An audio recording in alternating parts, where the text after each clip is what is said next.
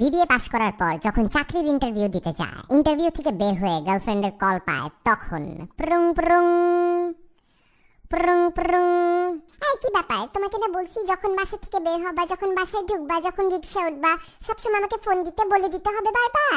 কি কেমন হলো ইন্টারভিউ? ধুর মিয়া, কিসের ইন্টারভিউ? আজ এরা পড়াশোনা করে লাভ কি হইতেছে বুঝলাম না। যেখানেই যাই এক্সপিরিয়েন্স চায়। সারা জীবন শুনছি চাকরিতে সার্টিফিকেটের প্রায়োরিটি বেশি, এখন দেখে খালি এক্সপিরিয়েন্সই চায় সবাই। কি বলতেছে আবলতা বলে সব? এর মানে তোমার চাকরি হয় নাই? তুমি চাকরি না পেলে কিভাবে আমার বাবা মায়ের সাথে কথা বলবা? আল্লাহ, আমাদের বিয়ে হবে কিভাবে? রাখো তোমার বিয়ে, এখানে এক্সপিরিয়েন্সের অভাবে চাকরি পাইতেছি না, আর তুমি আসো বিয়ে নিয়ে। যেই বেটা ইন্টারভিউ নিছে সেও তো তোমার বাপের বয়সী, এর মানে তোমার বাপও তোর মতন হবে।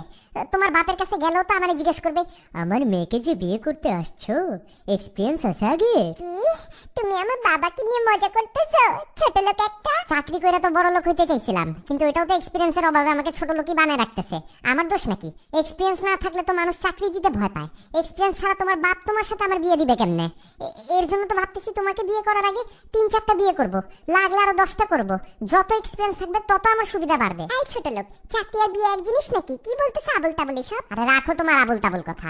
দেখতেছো না চারিদিকে ডিভোর্সের রেট বাড়তেছে? কেন বাড়তেছে? কারণ এক্সপিরিয়েন্স নাই। এইসব কচি কচি পোলা মাইয়া এক্সপিরিয়েন্স ছাড়া বিয়ে করে, তারপর গিয়ে লাস্টে ডিভোর্স দেয়। টিকে না, এক্সপিরিয়েন্সের অভাব যে।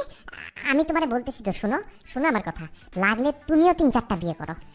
অবশ্য তোমরা মেয়ে মানুষটা এমনি পাকা, ৩-৪টা না করলেও চলবে। এক্সপিরিয়েন্স তো খালি আমাদেরই লাগে।